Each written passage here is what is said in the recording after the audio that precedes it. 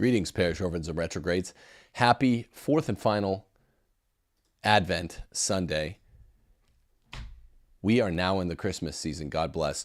Unfortunately, many of you have heard that Father Frank Pavone has been dismissed by the Vatican from the priesthood.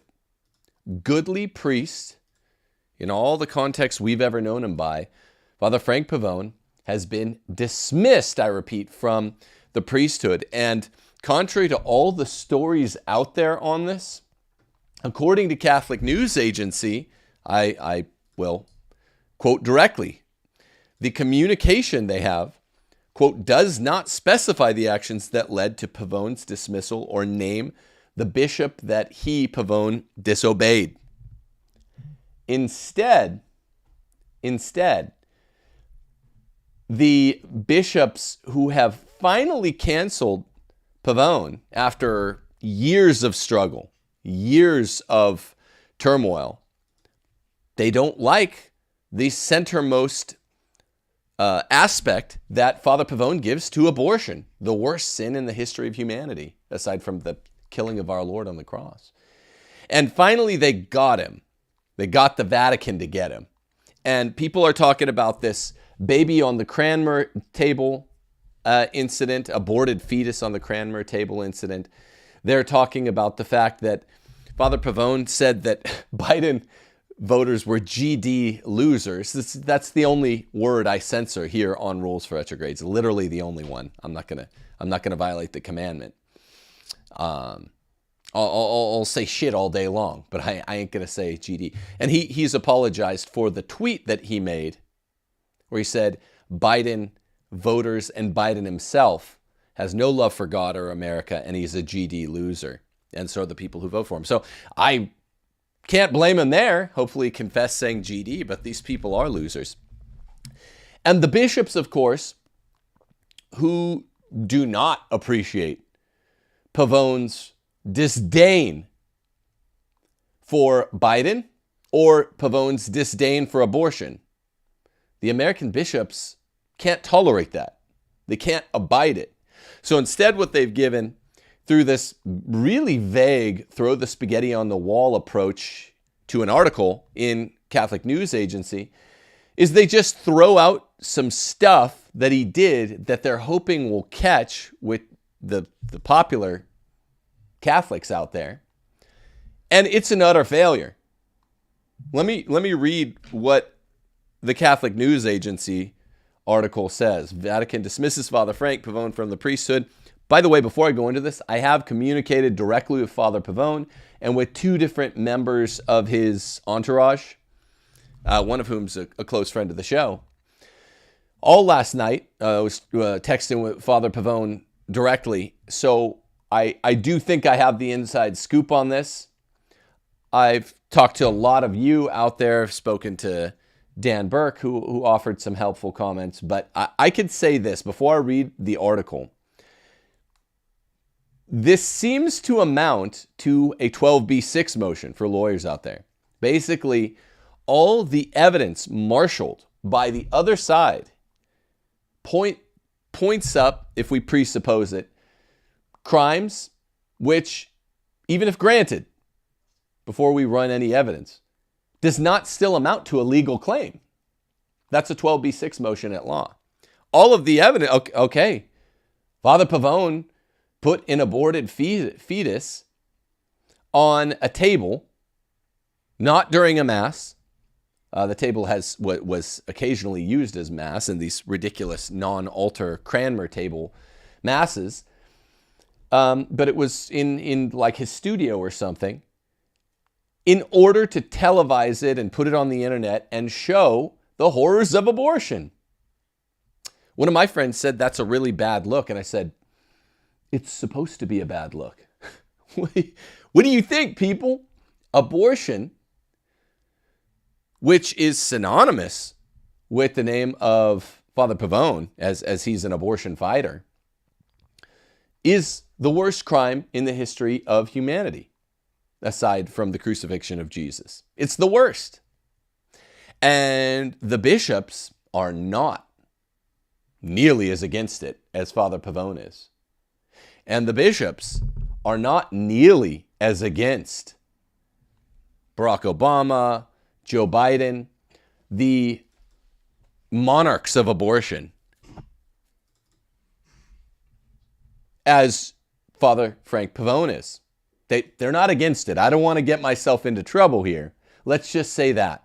They're not nearly as against abortion and abortion purveyors as Father Pavone. And therefore, he's defrocked, and without really any reasons given.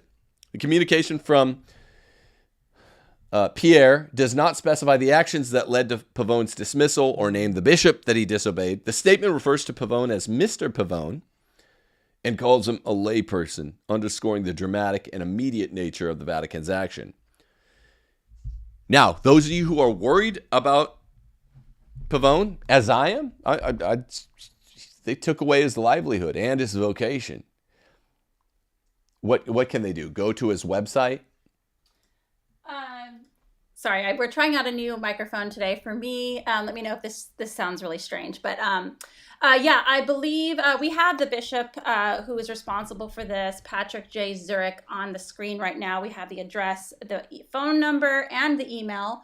And also, I think we Tim and I were talking about effective ways of protesting this, because I know Tim posted a tweet earlier that said this just feels like an escalation of the bishops against faithful, outspoken Catholics. And so we're starting to roll out hashtag not one penny until, and across all dioceses, I think all faithful Catholics need to say we are not giving any of our parishes 1 penny, nothing, while this is continuing. Yeah, hashtag not 1 penny until. What you guys need to do, parish orphans and retrogrades, is literally say to your bishops and to your pastors, not 1 penny until Father Pavone is reinstated. And then you need to go follow through on this. This is the last straw. This is like the British taxing tea. Stupid move by the British, stupid move by the bishops. Not 1 penny more from us. I'm very eager to see where their alternate sources of funding are. Let's just say that. If we all, this is like my dream come true, were to stop giving to parishes and then they were to need us, okay, you do what we say. This is how we control you through the purse strings. I still think it might be less effective than I'm hoping, even in my best dream, because there are, I'm guessing, alternate forms of fundulation. But not 1 penny until Father Pavone is dismissed, is reinstated. And when they say, hey, we didn't do it, talk to the hand, girlfriend. I don't care. I don't care. Sweetheart, tell this to your bishop. Look, miss, no, I don't care. It might not be in your jurisdiction. Talk to your sister bishops, brother bishops, right? Get all the hens together in your sewing circles, in your gingerbread making clubs, as you do whatever it is you guys do when you hang out with each other, ma'am. And you say, well, we're not getting any money in Phoenix. We're not getting any money in Sacramento. We're not getting any money in Baltimore. We're not getting any money in Boston. So the fact that this is, is it a Texas jurisdiction that he was in when he was actually dismissed? Bishop Patrick Zurich? Amarillo, Texas. Who cares? Just say, we don't care. And for people out there that are a little soft-hearted, maybe a little soft-minded, when you respond, but I like my priest. Yes, so go put some cash in his hand, baby. Have you ever...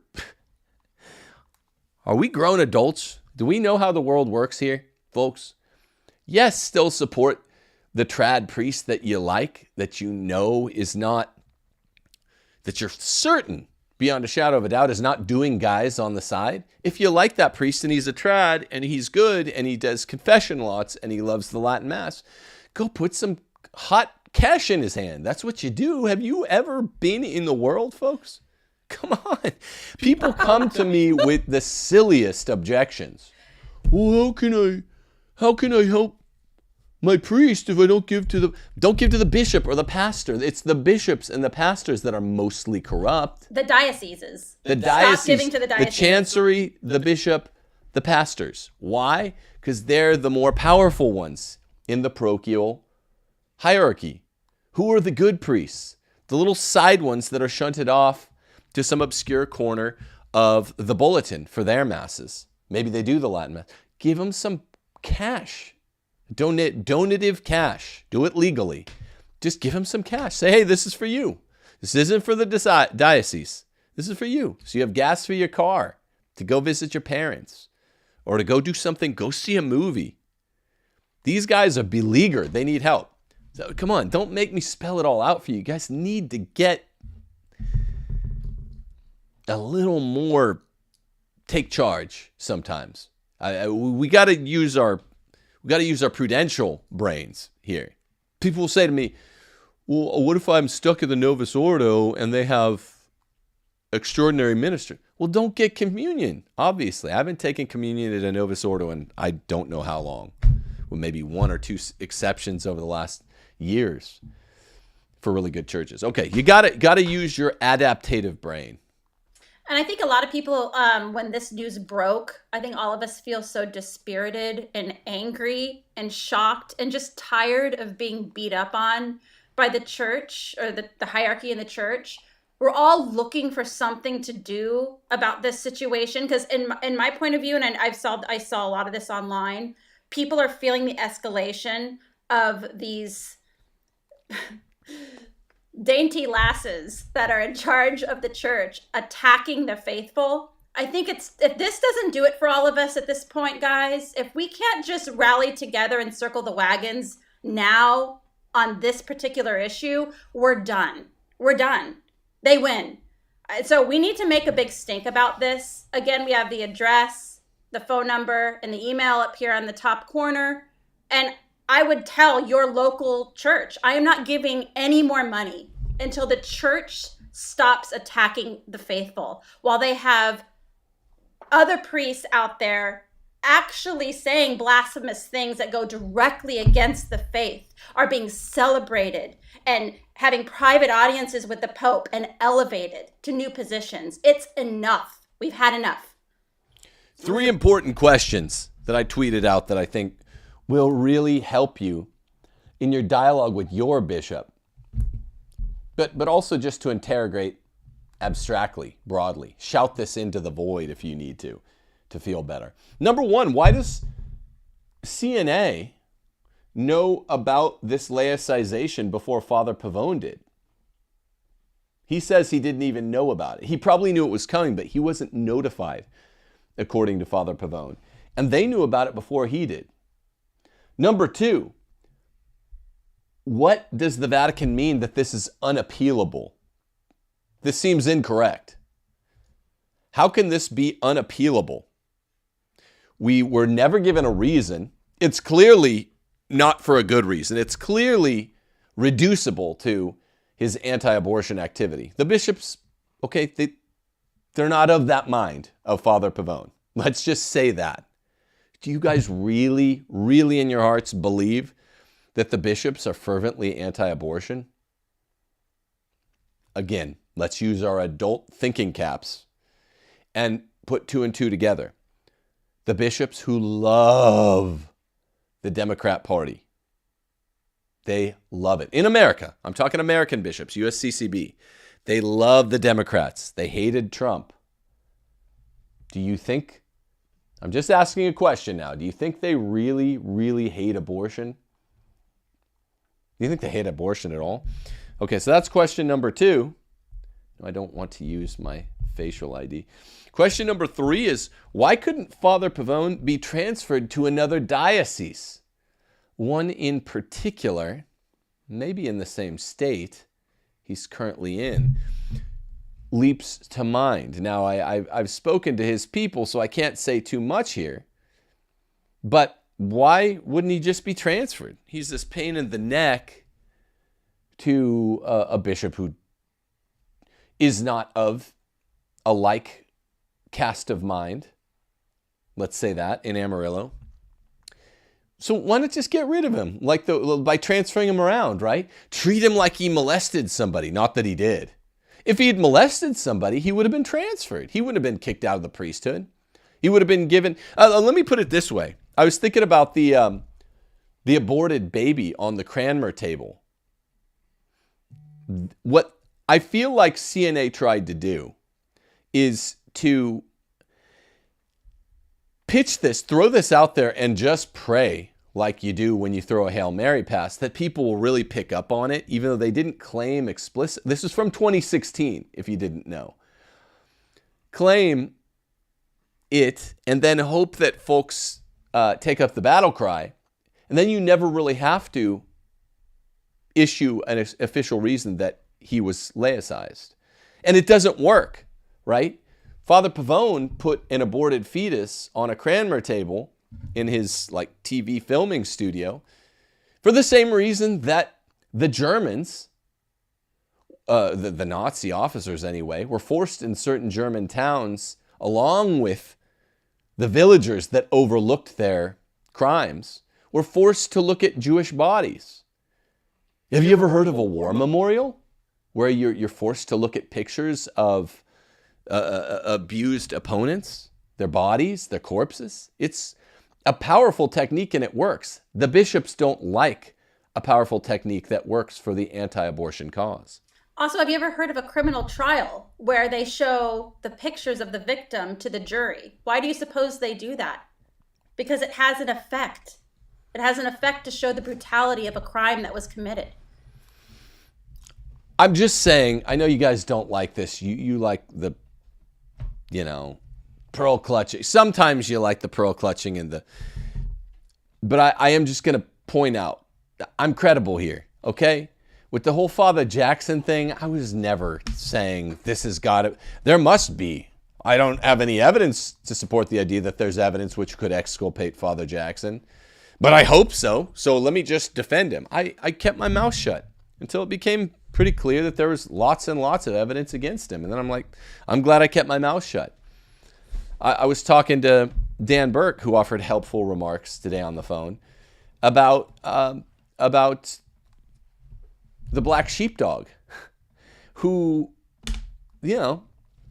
legitimately was doing some ladies on the side. Again, it's a million times better than a lot of these cats out there doing each other and men on the side, male prostitutes. So it's not nearly as big of a deal, but it's still a big enough deal for him to be laicized. Is it proportional for a priest that has a girlfriend on the side to be laicized while a bunch of active homos in the priesthood are moved around and basically promoted? Of course not. It's not even proportional to treat a priest with a girlfriend the same, even if they're being treated the same in punishment as priests with boyfriends. They're not the same. Yes, they both violate the oath, but one is a vastly more grave sin. One's natural vice, friends. One's unnatural vice. Natural vice happens sometimes. Unnatural vice should never, ever, ever, ever happen. Even in a large plurality of people. I'm not saying natural vice is okay. It should never happen either, but it will. Unnatural vice, no. That's demonic. The vice that these guys are guilty of. And look how they get moved around. I know you've been saying it and you agree with me, but think about Father James Martin. SJ. He's the naughty pet. Think of this Blue Flame special, James Martin. He's an LGBTQ material heretic, and he's rewarded by Pope Francis with a meeting and with some sort of verbal confirmation of his mission. They love this. These guys all stick together all the way up to the Pope. They love it.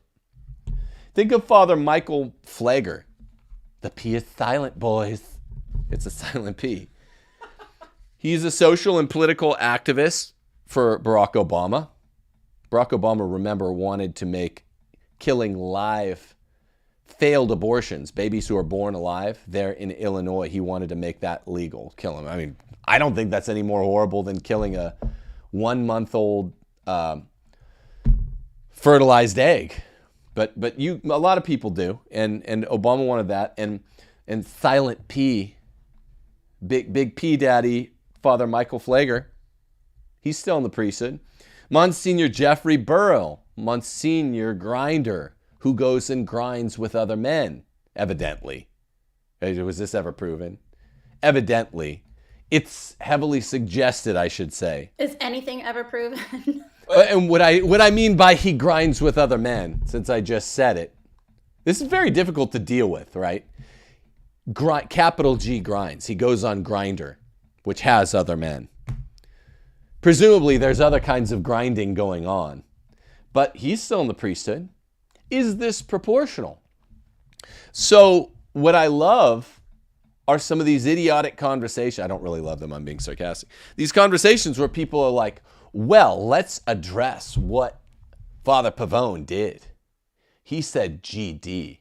I'm like, yeah, he should have said, he called Biden supporters GD losers, and he called Biden a GD loser. He shouldn't have said that. That's a mortal sin to say GD. He should have called them fucking losers. Then it wouldn't have been a sin. Got it? It's not a mortal sin if you're like, hey, these guys, Biden's a fucking loser. That's not a mortal sin, people. Sorry. Go pretty spouse somewhere else. These are late days. I would not say the word that he said, but he apologized for it. And he did say he went to confession. And he said he went to confession for saying GD. And I have, I'm not saying, I've said that word in my past life before I reverted, but I don't say that word. You're not going to catch me saying that 7-letter word, 2 of the letters being G and D. But he should, it would be cool if he'd been like, hey, Biden and his supporters are losers. Any other way, call him any other name, just don't take God's name in vain. You feel me? Let's be real now. That's why, if you're watching Rules for Retrogrades, then what you want is realness. Cussing is impolite. It's not a sin. Taking God's name in vain is a mortal sin. So I always tell my classes, I say, better to say fuck or shit than to say GD. Never say GD. You got to go to confession forthwith if you do. And stop doing it. So he said that these mass murderers and their titular head in Biden, Obama, are losers, which they are. And he said he used it depredation. Shouldn't have done that. Who cares? Not me. This is a man with a chest, Father Pavone. This is a man with balls. That's what I want now in the priesthood. I want men with chests in the priesthood. So he gets mad. That's what men do. We live in a feminist era where the men get cuckolded and berated and demeaned by their wives for saying words that men use. Men cuss. We cuss when we get mad. And if you say that one cuss word, that's worse than a cuss word, you have to go to confession. You don't have to otherwise. Sorry, that's how it be. You're coming here for the realness now. What else did he do? Shouldn't have even apologized. He showed what America does on live TV. He shows what we do. We kill our babies. That's what we do. This is what it looks like. This beautiful little soul was slaughtered by a murderous mother, by a mother who murdered it, and a doctor who helped her to murder it. She hired a hitman. That's Pope Francis' own words. He said that 4 times. Pope Francis has said 4 different times over the course of the last 7 years that I know of, maybe more. You have a murderer, the mother of the aborted fetus, and the hitman that she hires is at a clinic called Planned Parenthood. And it created this little dead human that has no sin but original sin on its soul.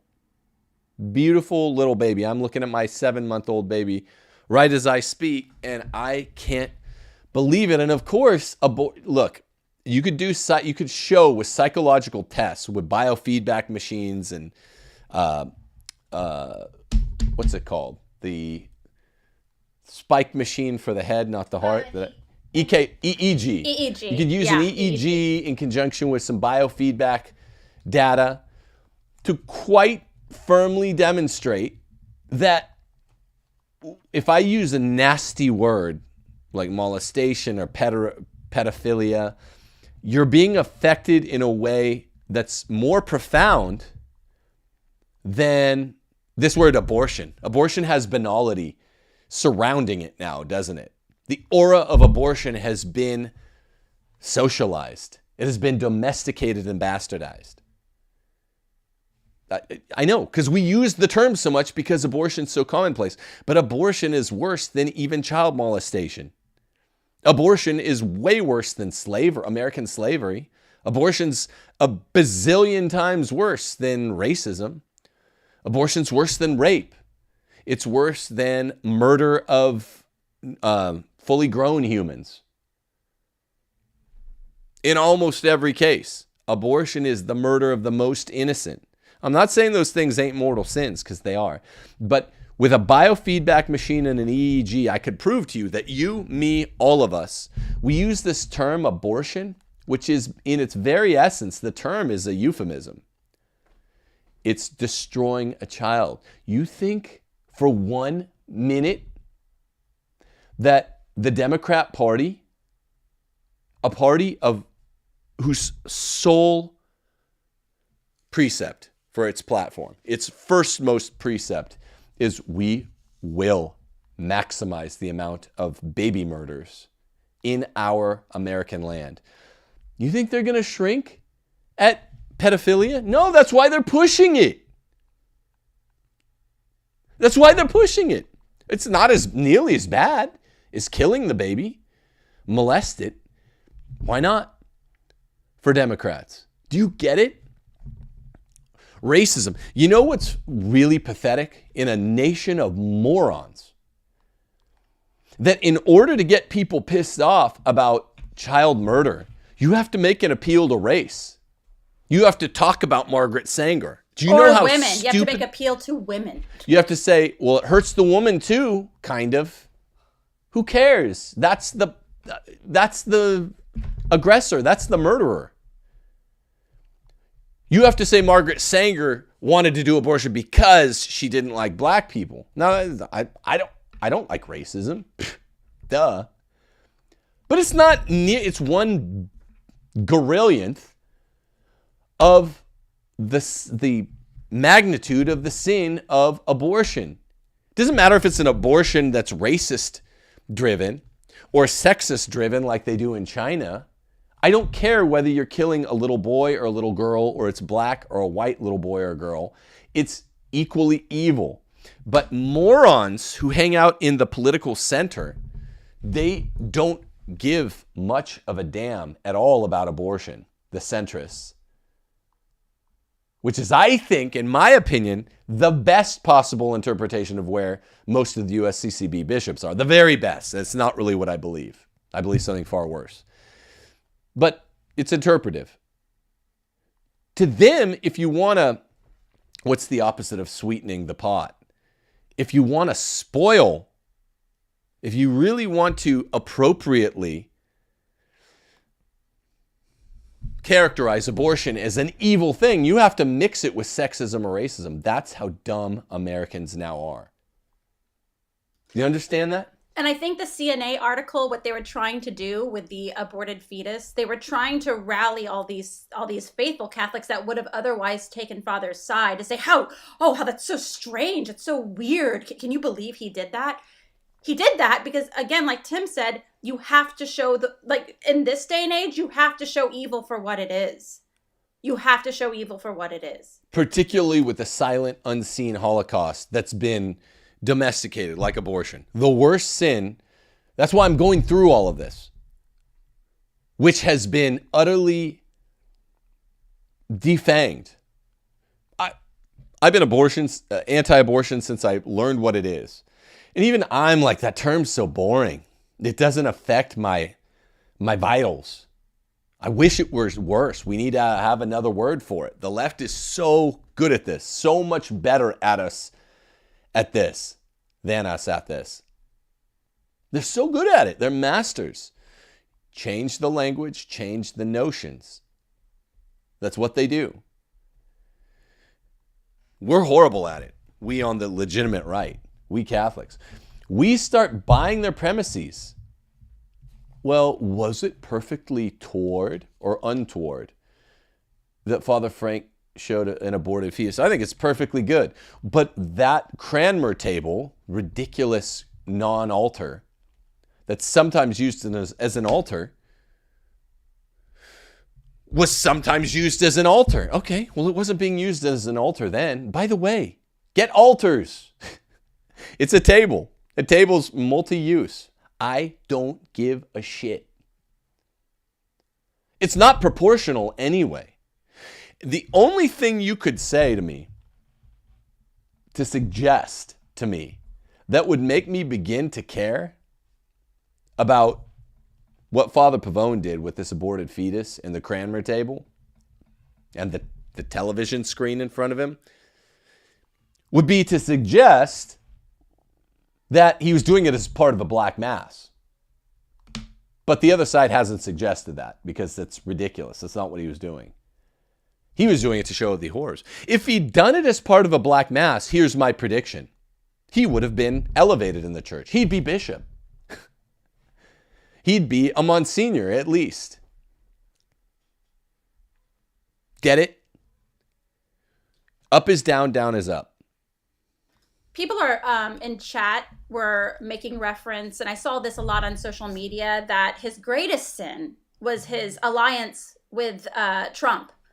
And so would you please address that? Because I saw so many imbeciles on Twitter literally saying that that was enough to get a man laicized, even though those same people are celebrating priests who align themselves politically with people who are promoting doctrines that go directly against the Catholic faith. Yeah. From what I could tell, Trump, for the most part, supports the doctrines of the Catholic faith. I agree with the people that are saying that he really got laicized for his Trump support. Is that I'm not endorsing it. Are you saying you're assigning this as you think the truest cause, and then you're endorsing that should be a good true cause? That's idiotic. That's ridiculous. I repudiate that cast of mind. But why? Trump pledged as presidential hopeful to eradicate abortion via overturning Roe, via giving 3 Supreme Court justices who would undo Roe versus Wade. I had my doubts along the way because his 3 picks were all weak. But they did do what he did. So what are you talking about?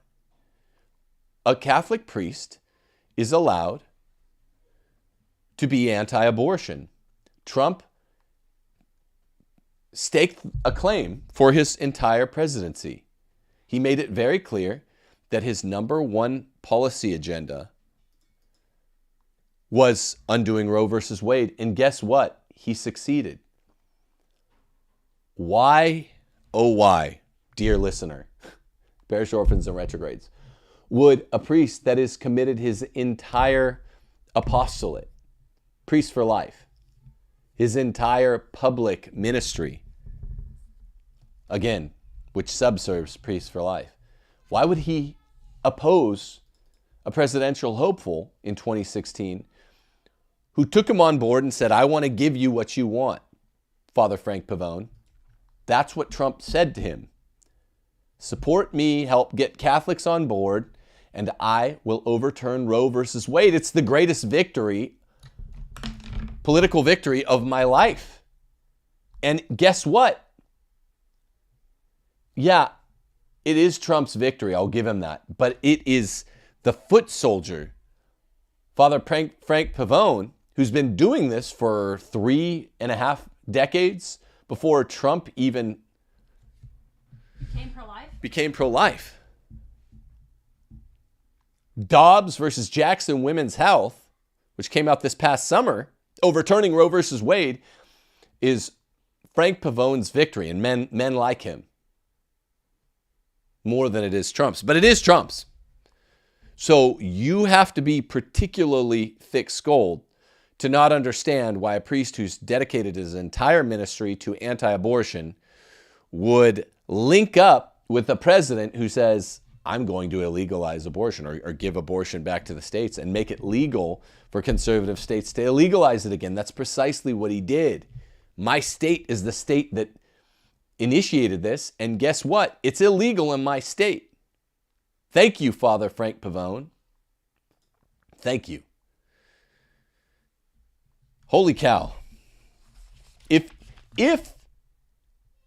Father Pavone had had that baby, that poor little soul, poor dear little soul, boy, girl, black, white, couldn't care less.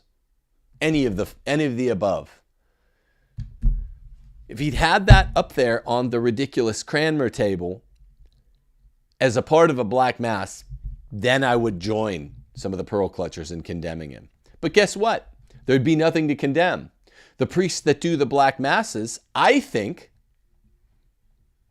opine with some evidence at my back, then he'd be bishop.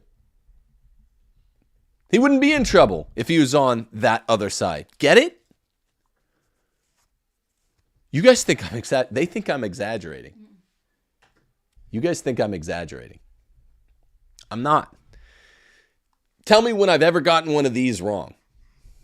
Tell me when I've leapt to the defense of some creep who trads or Novus Ordo or certain Catholics were saying, no, he's not really a creep. He's just persecuted. I've never gotten this one wrong.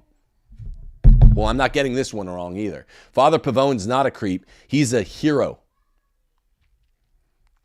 He should be crowned in laurels and hoisted on our shoulders rather than driven from our midst. He's a hero. And I'm not going to be wrong on it. The worst they threw at him without ever enumerating, quote, the actions that led to Pavone's dismissal, according to CNA. It's still not enumerated, and guess what? They might not have to. So what do you do about it, parish orphans and retrogrades? By the way, click like and subscribe on this video. We're about to hit 40,000. We need your help. What do we do about it? Well, not one penny until. Not one penny until Father Pavone is reinstated as a priest. You get these queens scared for their purse strings. Because you know they all carry purses. It's a joke. No one knows that. We just suspect it. That's how you get them scared. Tell your pastor. I don't care. We take their party money away from them. You take their party money away. Also, on Twitter, too, there were several e-priests that were outright celebrating the removal of Father Pavone. What was that one from Mobile? There's Vazal. the one. Yeah, Father Vazal. Is it Vazal? What is it? I'm looking for. Yeah, look for him. Priests like that specifically are, if you're in the diocese of Mobile or any of those dioceses, click on their bio on these guys that are saying that. And you guys, the faithful in those dioceses, you have an extra obligation to call up that parish and let them know how absolutely disgusting that is. Even if these priests think that Father Pavone's alliance with Trump was terrible, like the worst thing in the world, to celebrate a brother priest's removal and laicization on Twitter, of all places, like a juvenile, is so unbecoming of a priest that alone, to me, speaks so lowly of his character that he needs to have a talking to. I doubt it'll happen, but I believe he... Oh, it's Father Stephen Vrazel. That's a lovely name, rolls right off the tongue. And he says, Father Frank Pavone. I mean, do you understand how catty you have to be? It's so to make a feminine. tweet like this? It's so womanly. It's of course disgusting. It's so... The priests like that, they're on Twitter all day long. Check out his what is his hashtag? What is his hashtag on Twitter? Just look at this man's that would Twitter be feed. Father it's at Ketar Catholic. Keytar Catholic. Got What a 10,000 total queen. followers. You mean by behavior? That's what By you're behavior. saying. He's acting like a Exactly queen. what I mean. And I mean that's typical. I've seen him on the tweet box before, acting like a total queen. And like I said, we don't actually know that the bishops all carry beautiful handbags and purses. We just suspect it. That's just our opinion. See, I take these shots, and these guys can't do anything about it. It's just my opinion. That's all I'm saying. Got no facts on that score. Just have reasonable speculation and a reasonably, talking about the bishops now, a lot of them, a lot of the pastors I've met in the past, got a pretty fine gaydar set. Not infallible, but it's just my opinion. This is an ugliness, this nasty, vindictive, catty, petty, small-souled, small-minded, ugly hatefulness that you see out of these really girly e-priests, and you see it the same qualities out of the bishops. It's unbecoming of even a goodly pagan, let alone a Catholic priest. And yet so many of them so regularly operate under the framework of nasty, girlish cattiness. And it's ugly. I tell you, I really, this is rough. Did you see that they're actually these same people that are celebrating Father Pavone's laicization are actually calling for Bishop Strickland to be next? This is how disgusting they are. This is how absolutely disgusting these people are. These are not Catholics. These are snakes. These are a brood of vipers that are pretending to be Catholic and pretending to speak for Catholics that are saying these sorts of things. And you know why that works? It's because good Catholics, faithful Catholics, aren't speaking loudly enough. We need to speak far more loudly, and we need to make a much bigger mess about this situation than we haven't. Here's the rub. One question I would ask Father Pavone, I was asking him to come on today. There was talk of him coming on, joining me today, but I think he's just going to go upstate New York and be with his parents. He seemed really bothered. It was heart-melting to watch him in his message. I really feel for the guy. And there's a way to give to him still, isn't there? I believe that he last night on his live stream, and again, I thought he was being very respectful given the situation and very dignified, given how completely unjustly he's been treated by his bishop, which, by the way, again, on the top left of Tim, we have Bishop Patrick Zurich's email address, phone number, and physical address if anybody wants to voice their displeasure of this situation. I suggest everyone does. Do so. Please do. So. Give them by email, give them a piece of your mind. Ring their phones off the hook. But one thing I would have asked Father Pavone, I was thinking about this morning on the phone and talking about it on the phone. Were there specific demands by bishops who, even if they're queens, hypothetically, you still owe them obedience? Were there specific demands to see financials? That's the whispered cause for this behind the CNA article. And you do have to obey even a bunch of catty queens, even if they're bishop. If they stand directly in the shoes of the apostles, the paradox of our time as a Roman Catholic is we got a lot of queens standing, lighten the loafers in the sandals of the apostles. And because of things like Bella Dodd talked about, there's an infiltration of the priesthood and the episcopate in the early 20th century, directed by Stalin. And so we have a catch there. You do have to obey. So I would have asked Father Pavone, okay, did you let them look at your financials? You do have to obey. I'm sure he knows that. I would have asked him though. That's the one question where it's like, okay, it's disproportional to be let go because you're not obeying. Look at the German synodal way. They're not let go. They say, no, we openly defy you, Rome. So it's not proportional. It proves how evil Pope Francis is. He's an evil guy.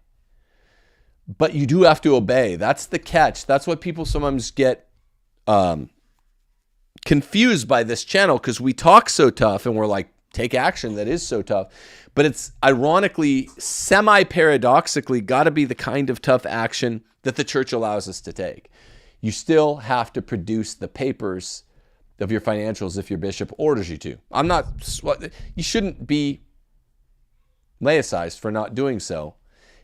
And Father Pavone's just a red-blooded Italiano. He's a paisano of mine. And so he might say no, and be, like I do, and then the next day have thought better about it. It's kind of like his usage of the term GD. But I would just say this about the German synodal way to prove how evil Francis is to all the mindless pope-splainers out there. Tomorrow, in 24 hours, he is expected to laicize Heiner, something that begins with a W, because I was reversing the H and the W. Heiner, something with a W, as the new CDF prefect. The reason that's huge, if true, is because this guy has been a leading champion of the German synodal way, homo rights in the church, female ordination. And so those mindless, brainless pope-splainers who have said, well, Francis' synodal way and the German synodal way have a lot of daylight between them. Francis' synodal way is Catholic, theirs is schismatic. No. Those guys, the pope-splainers, tomorrow around this time might have to shut their faces for once, because that path will be destroyed. The path to making the claim that there is a distinction to be made between Francis' synodal way as we enter into the 2023 World Synod and the German synodal way, which is openly sex heretical. Well, if you put as your number one doctrinal officer this German synodal way bishop, Heiner, whatever his last name is, can we get that actually? Then that argument is exploded.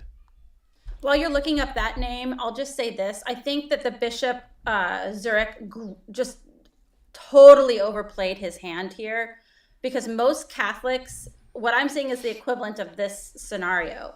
It's like a mom who has 8 kids and one kid is just kind of minorly misbehaving, and she's like, okay, that's it, you're grounded for a week. And her other 7 kids are setting fire to buildings, like spray painting things, like hitting old ladies. It's like, that's what's happening right now. We have priests that are out there saying heretical things like Father James Martin, and they're just totally looking the other way.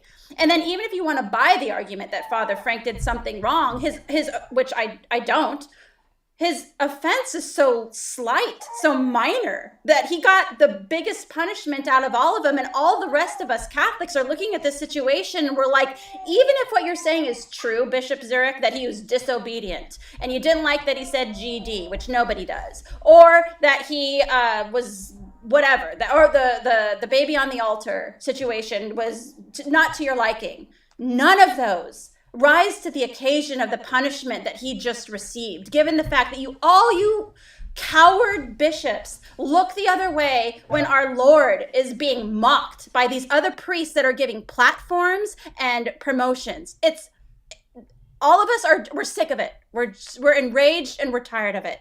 But that's not why he was laicized. He was laicized for being so effective in his anti-abortion stance. That's what this all reduces to, in my educated view. He's not, they know, no one cares. Okay, so he said, his political opponents are losers. He showed an aborted fetus. He is disobedient of, he's habitually disobedient of the bishops and then, walks it back and obeys. Obviously, these are not offenses for which you could be laicized. The bishops know that. They're smarter than we are. They're like, yes. I mean, I'm doing their voice over now. Yes, that's not why. Those aren't the real predicate offense. The predicate offense is being fervently anti-abortion. The USCCB loves the Democrat Party. Does the Democrat Party love abortion or do they love anti-abortion? It's so obvious and in your face. If you people don't understand this, these are pretextual reasons. Okay? Just go read Brave New World, 1984, any Orwell, Animal Farm, history, philosophy. Read anything. And it's so obvious what's going on. Meanwhile, Heiner Wilmer is expected to become CDF tomorrow. And I've told you before, and I also haven't been wrong on these big claims. A lot of folks have Glenn Becked it up in Catholic airwaves over the last 2 or 3 years, expecting catastrophe which never eventuates. I told you.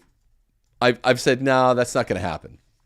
And got that right. But this, the synodal way, German, Franciscan, they're changing the church forever with this one. Even more than Amoris Laetitia. And in order to do so, Francis has to have a prefect for the CDF like Heiner Wilmer, which is why we're getting him tomorrow. They're going to try to make a run at making gay okay, making it gay Catholic, getting women priests Catholic, which it's not. I don't know. Well, I don't know what else. But they're going to try to change the church forever. They're going to try to crumble the church forever. It's what Francis was put in place to do, to destroy the priesthoods of those like Father Frank Pavone and to enshrine evil, anti-Christic stuff as Catholic in a way that it wasn't even done in the 70s, 80s, or 90s. That's what the Sankt Gallen Mafia put him there for. We're going to find out tomorrow. God be with you until then. Support Father Frank. Go to Priests for Life and support them. Support Father Frank directly. Write Bishop Patrick Zurich. Tell him you're a coward. Hashtag not one penny until. Do not give to your church. Don't give to your church. If you like a trad priest, put some cash in his hand. And support this channel. We need support, folks. Patreon.com if you want something in return. If you want to donate to me and on behalf of my daughter. Right? There are plenty of viable, goodly sources for charity, for tithing. I think it counts as tithing, right? We pay so much monthly in, because we're not on a private insurance plan, I don't talk about it that often, but in insurance, not because we have 7 kids, but because we have our first kid, Abby, had surgery 5 different times, especially the 5th time, that cost $1 gazillion. If you don't want to get anything in return, that's what we have Patreon for. Go to Timothy J. Gordon. If you want to support the show, you want to get a book, we're going to send out some free PDFs to all our patrons, by the way, of Steph's book for Christmas. That's your Christmas gift. Merry Christmas. Merry Christmas. Merry Christmas. Here's something Ask your controversial. Husband. Yeah, something controversial. But if you want to help Abby and you want to help in a donative way, where you're just donating, getting nothing back, it's a gift, then go to DonorBox, also at timothyjgordon.com. We have 2 distinct ways to go, right? Help out in a way that's not a donation, you get something back, or just donate to me on behalf of Abby or the fact that I have 7 kids or what else, 6 other kids. That's a donation, okay? And it is Christmas season. We were going to do a big gift drive thing, and I'm sorry to say, like we did last year, we got snowed under this year, and I'm sorry for that. But we are going to do our own gift drive, and we're going to give all our patrons a free PDF of Ask Your Husband. So that'll come before Christmas sometime this week. We love you guys. Sorry I'm getting so mad here. the last couple shows. That's not my shtick. My shtick is to be sarcastic through it or whatever, be able to crack some jokes and to at the same time drop some, not science, but some metaphysics. But man, the last few shows I've been doing, I've just been getting pissed. And Hope has 2 beautiful daughters, Anger and Courage. So sometimes it's appropriate. Men that never get mad have no chests. St. Augustine says as much. But I'm just so mad on Father Frank's behalf. Whatever you call him now, Mr. Pavone. It's pathetic. God bless him. God bless you guys. Happy 4th Advent Sunday. And now we begin the Christmas season in proper. Pray for Father Pavone and pray that we have the demographical majority sufficient to overturn this, to make the cowardly queens overturn this. Deus Vult.